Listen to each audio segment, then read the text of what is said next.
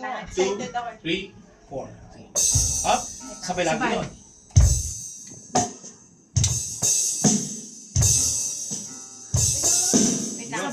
Lagyan mo ng conviction. And leg ako. So, kapag- Relax.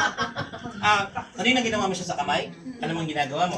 Anong rule natin? Pag alam mong ginagawa mo, huwag mo lang isipin. Muscle memory na lang. After yung double, Kasi alam mo na eh. after yung double, ano yung next ano? Ganun lang. Paulit ulit. Dapat consistent yung bilis mo. Hindi siya bumabagal, yung hand. hindi siya bumibilis. Wait, Wait lang, yung last sabayan ano, kita. isang topic lang. Yung last na ano. Hindi, parang Sige, lang. 1, 2, 3, One, 4.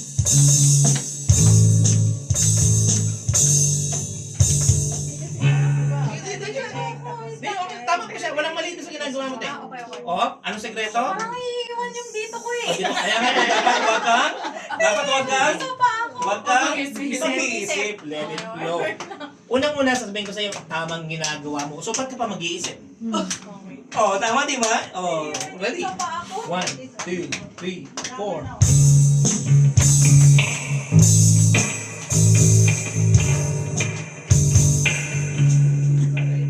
Okay, tama po yan. Okay, ngayon, pag naging grammar ka,